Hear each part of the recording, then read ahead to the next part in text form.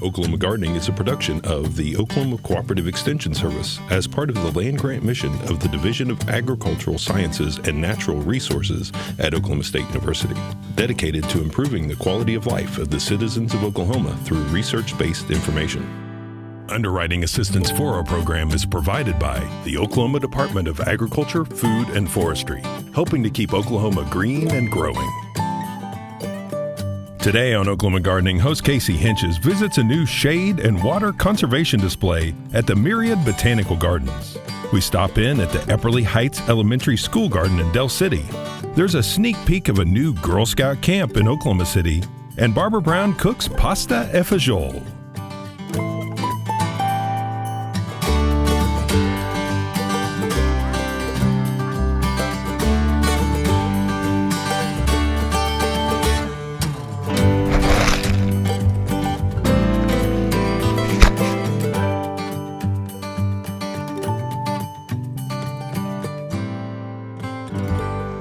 We're here at the Myriad Gardens in downtown Oklahoma City, and joining me today is the Director of Horticulture, Nate Shane. Nate, we're in a fairly new garden for the Myriad Gardens. Can you tell us a little bit about this space? Yeah, this is a new garden that we put in thanks to the Oklahoma City Community Foundation. The original intent of the garden was to have a space to show off dry shade plants, so a lot of the plants in here are tolerant of drought and shade conditions, which is kind of unusual in plants. Yeah, we've got some toad lily and hostas and hydrangeas, it looks like. Barrenwort, which is a good drought shade plant. The Asian ginger is very difficult to kill, very tolerant of dry shade conditions. It can almost be a problem, but it's done well here and it's behaved.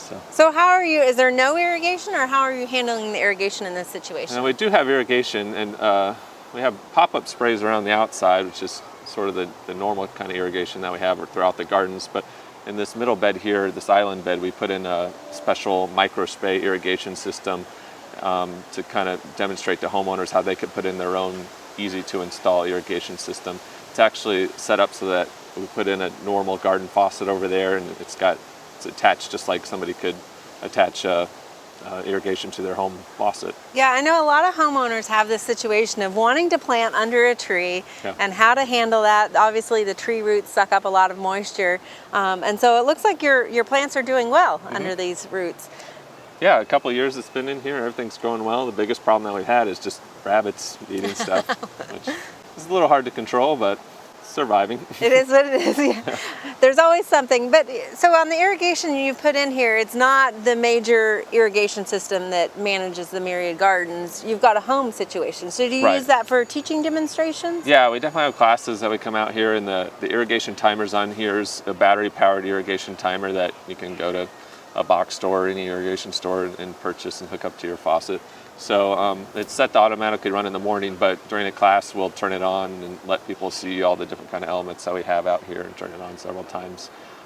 We do classes and workshops throughout the year about irrigation.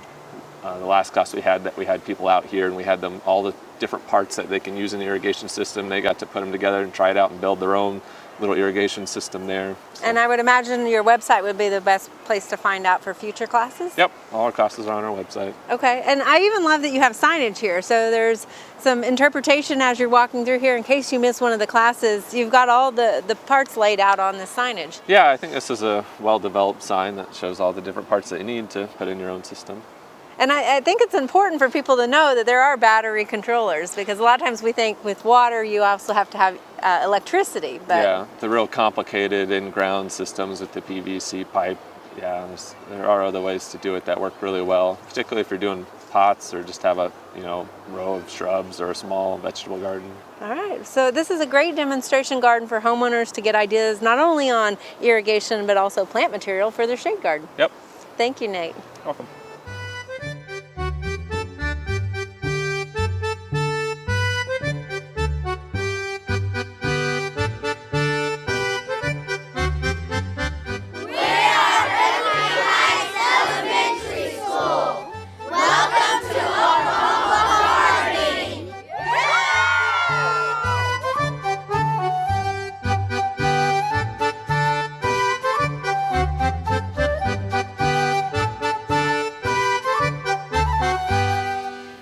at Epperly Heights Elementary in Del City, and joining me today is Zelma Arnold, who is a Master Gardener for Oklahoma County.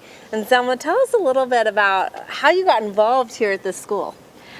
Well, I signed up for Junior Master Gardening when I was in my class at Oklahoma County, and I just really enjoyed it. I've been there doing that for 4 years now. Excellent. And so you not only participate here at this school, you also work with other schools. Yes, I've worked with Adams, I've worked with Chavez. We've gone to Nakoma Park, even out of the districts, for different presentations. So this particular school you're working with fifth graders, is that correct? Or? Yes, we have fifth graders here. And how many are you working with? We have 17 right now. We've had up to 24, but that's about all we can handle.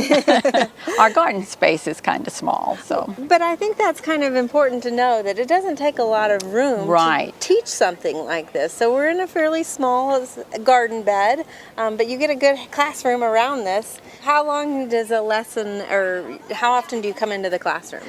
We come every other week, and we have an hour.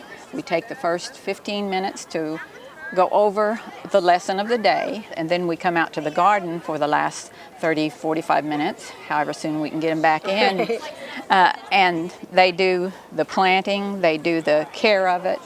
We have to come up and water, but we just really try to help them fall in love with gardening so that they can help teach their parents and go on with it. It's contagious, isn't it? It is. And across the way you have a little wildflower garden. Is that part of the programming also? Yes. Our next to the last lesson is about making seed balls. Okay. Have you heard of seed balls? I'm kind of familiar with them, yeah. They take the clay and put the wildflower seed in it, and then we take them home, and then the very last lesson we let them throw them out in our little flower garden over there, and then see them germinate the next spring. Well, it seems to be working well, and it's a nice metaphor for what you're doing with the kids here. So thank you so much for you and the other Master Gardeners for coming out here to these schools. We really enjoy it.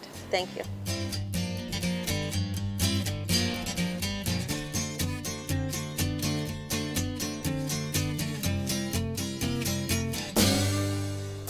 Joining me next is Mr. Kevin Hill, who is the principal here at Epperly Heights Elementary School. And Mr. Hill, thank you for having us into your garden. And can you tell us a little bit about what you've seen as the students have interacted with this garden? Well, first, it is my pleasure. We have seen just a transformation of our students who are selected to be in the gardening club. First, they are just so excited to have the opportunity.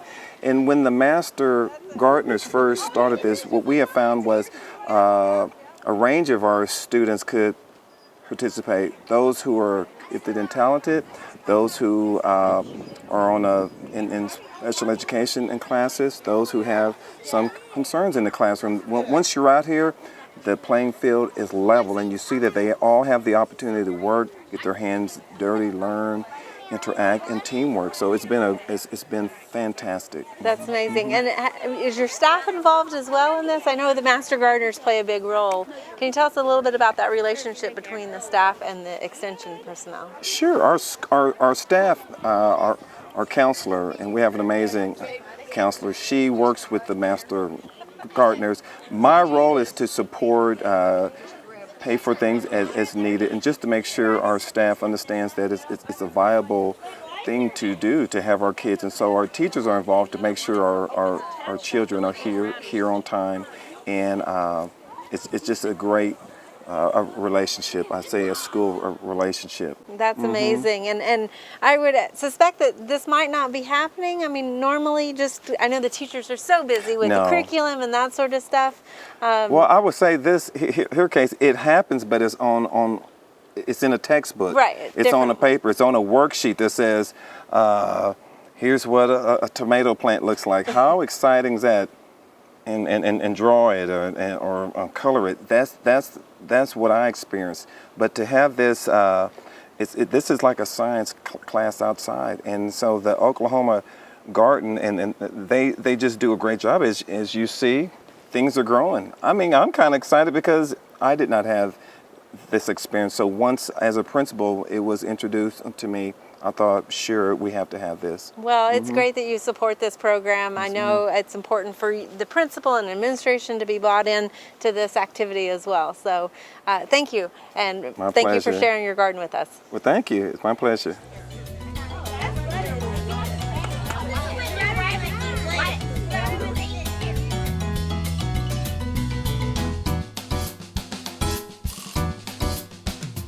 We are here today just across the lake from the Oklahoma City Zoo, and joining us today is Melissa Pepper, who is the Chief Development Officer for Girl Scouts of Western Oklahoma. And Melissa, y'all have got a great project going on here. Can you tell us a little bit about it, please? Yes, so we are in the process of fundraising to build a new urban STEM camp here on this 42-acre parcel. It's owned by the city.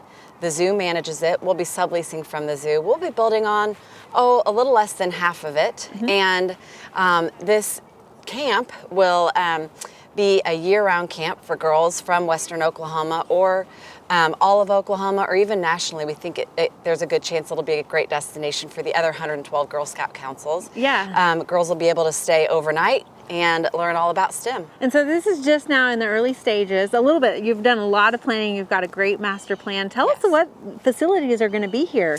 So, it's a $12.2 million project, and what that's going to build us is a main building. It'll house 60 girls. Up on the second floor, there'll be bunk rooms, kind of dorm style, a little bit more comfortable than your typical camp setting. We'll have a great hall. Within the great hall, there'll be an awesome climbing wall. We're trying to make it so that since it is a year-round camp, there's a lot to do inside and outside, since Oklahoma weather can be challenging certain times of the year. There'll be a pool, not just for swimming, but it's going to be a zero entry pool. Underwater robotics is a big thing in Girl Scouts, so we'll be able to use the pool for that. We'll have 3 tree houses. We will have a zip line. Girls are super excited about this. A zip line that goes from this spot across the lake to a back entrance of the zoo. We'll have kayaking down at the lake. Just all sorts of features. It's going to be really great because girls, as they grow, will have different sleeping opportunities. So they'll start in their bunk rooms, and then they can go out onto the sleeping deck, which has hammocks, or they can go sleep in the tree houses. And then we've got 2 primitive campsites, so they can sleep in there. We also just found out that the Thunder is donating a basketball court, so we'll be able to have a basketball court. Oh, fantastic. So it's a bit of a progressive camp, getting kids used to being outside in nature and away from some of our, usual things that we like to have, our comforts in the home and stuff like that. Definitely, and also probably helps the parents get comfortable with sending their kids off to camp as well. Because you're so close. Yeah, much closer. About 80% of who we serve lives in and around the Oklahoma City metropolitan area, though we serve 39 councils throughout Western Oklahoma, or 39 counties. And what's great about this is you've actually incorporated the Girl Scouts through this whole process. Can you tell us a little bit about that? Yes, they actually have been along for every step. From, this opportunity came because of the sale of Camp Cookie Land. The turnpike was going to be put through it, and so we decided to sell the camp. And the Girl Scouts, actually. The girls helped with that. We had a weekend lock-in where we kind of held our own city hall, and the Turnpike Authority and different officials came and talked to the girls, and they used the Girl Scout advocacy process, which is an 8-step process to come to problem solving and resolution. And they decided at the end, okay, let's sell the camp. And we told them, we can't promise you at the end of this that there's going to be a camp. But once that process was done, we had a focus group, and the girls, we said, okay, come up with your dream camp. What would it be like? And what they envisioned is what we're building today. That's awesome. Yeah, we'll be breaking ground in February. It should be done by March and opening summer 2020. That's fantastic. And who knows how many badges the girls have gotten in all that process. That's right, yep. Well, thanks for sharing with us. Yeah, thanks for having us.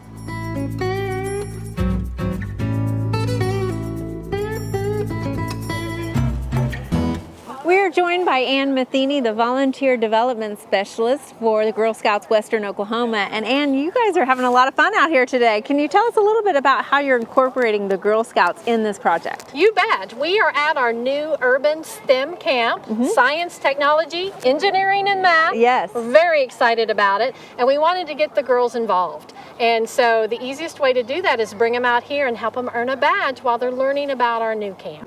we want them to think of the camp as theirs. Yeah. And so they were out actually tagging trees for trees that we want to keep and trees that we don't want to keep, so that they can have a piece or a part of that when we start the construction. Absolutely, it's fantastic, and I imagine they're going to probably earn several badges through this whole process. Oh my gosh, they are. There are many badges. We've got design badges, we've got more science and technology badges. Girl Scouts have just come out with 30 new badges this year about science and technology. So it's really exciting that we'll have a facility to help facilitate those badges. And getting back to kind of the crafts and building again, I've even heard some of these trees that are going to get tagged and have to be removed, that they're going to get reused. We're hoping to do that. So, you know, it's all about recycle, reuse, and using our resources wisely.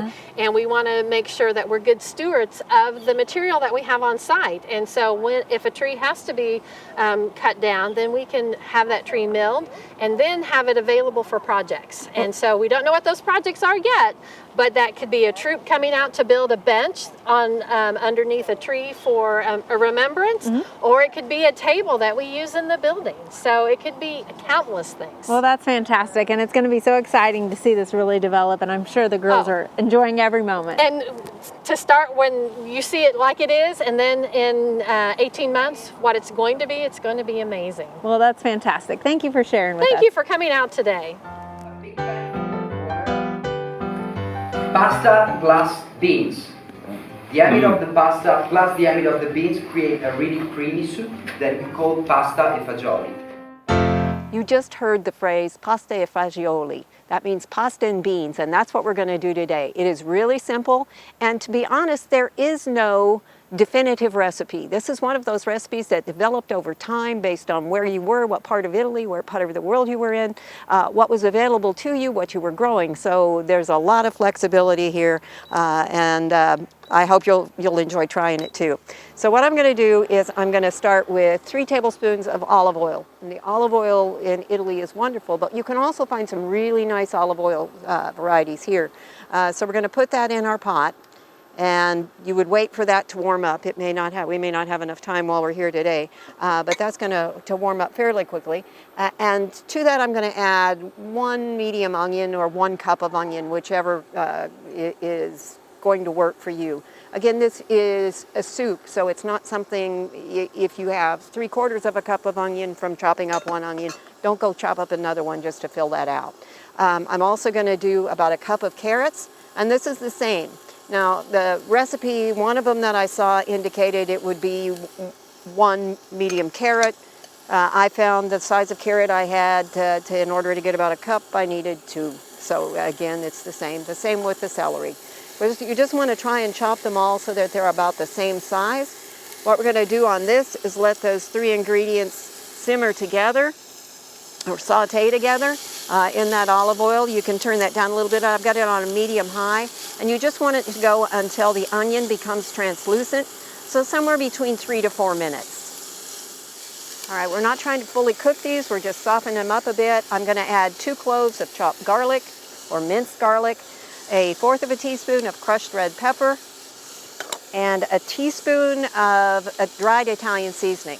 Now here's where you can start to make it your own a little bit. Well, I guess anywhere up to this point you could. But if you've got fresh herbs, this would be a great point to use some fresh rosemary, some fresh thyme, and so on, instead of using the dried. That would be a really good thing. If you're going to saute this briefly, you want to cook the garlic a little bit, but you don't want to give it a chance to burn. You also want to help some of the flavoring come out of those herbs. So it's about 30 to 60 seconds on that.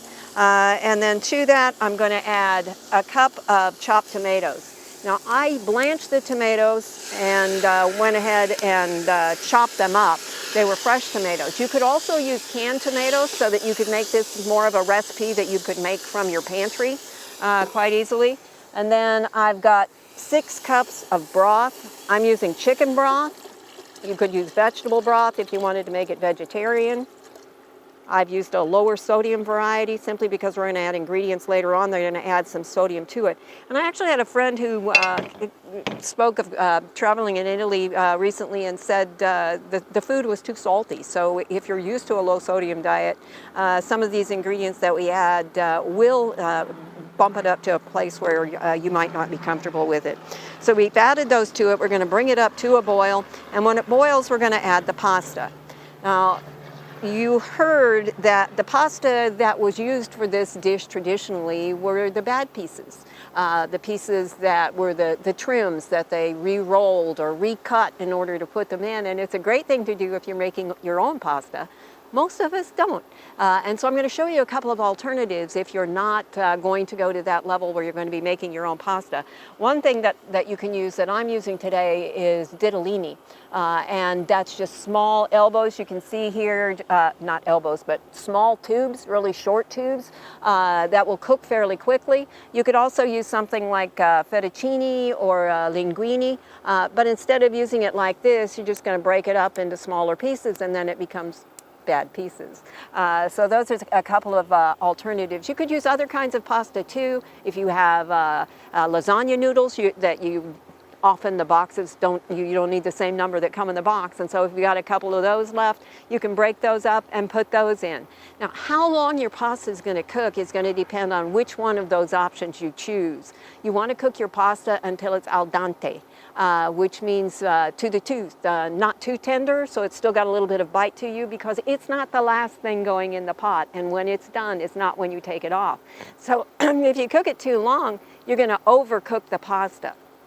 So we're going to need to make sure that we add the pasta so that, and then add the next ingredient before the pasta is completely done. Now, some of the recipes for pasta fagioli are quite a bit different than this. Some of the earlier ones and ones that I found in Italian cookbooks don't have the tomatoes, they don't have the carrots, they don't have the celery. They are basically pasta and beans, so that it's quite a bit different. One of the other things that you'll see as you go across the country to different parts of the country, some of them will have meats, like ground meat or leftover chopped meat. It is fairly common in some parts of the country. Some of them will have a lot more vegetables. Some will have a type of kale, an Italian kale.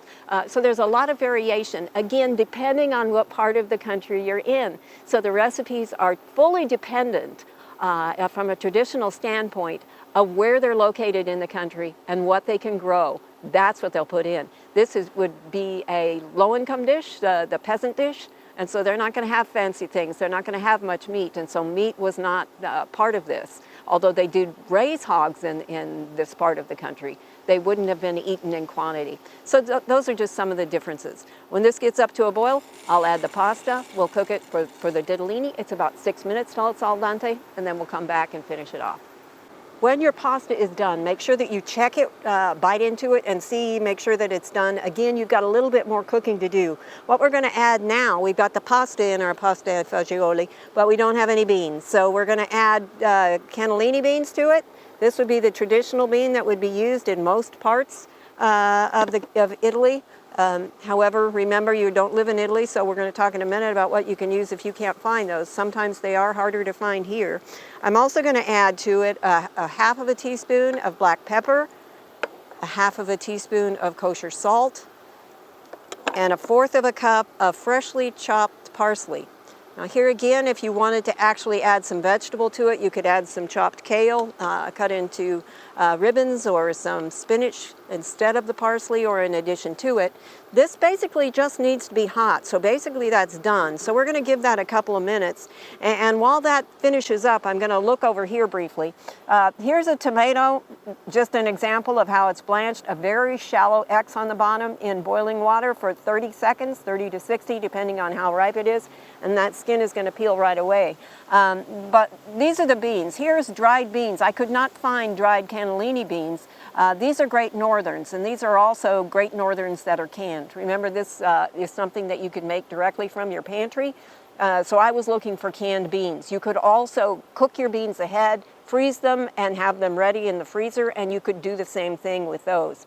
These are actually the cannellini beans, so they're close, a little bit bigger. Cannellini beans are sometimes referred to as white kidney beans. So I've got here for you as a reference a red kidney bean. All of these were the same price in the market. So again, if you can't find the one, You could substitute another. If your recipe calls for ground beef, for instance, red kidney beans are probably going to be fine, or light kidney beans, or even pinto beans. The idea is to get those nutrients and the things that grow in your area so that you're taking something Italian and making it American based on what you have access to here. And this should be done by now. So it is a recipe that peasants would use, and there's absolutely no reason that you shouldn't enjoy it too, no matter what your income. It's pasta e fagioli for Oklahoma Gardening. I'm Barbara Brown.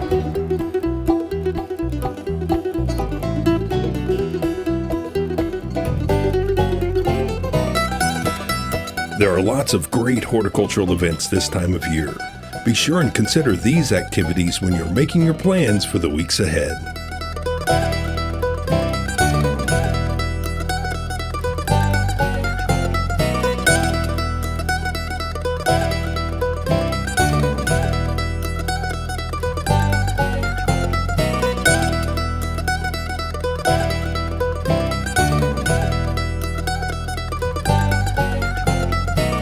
Next week, we visit another pair of school gardens, and Barbara will make soup from cheesy stumps. We hope you join us then for more TV you'll grow to love.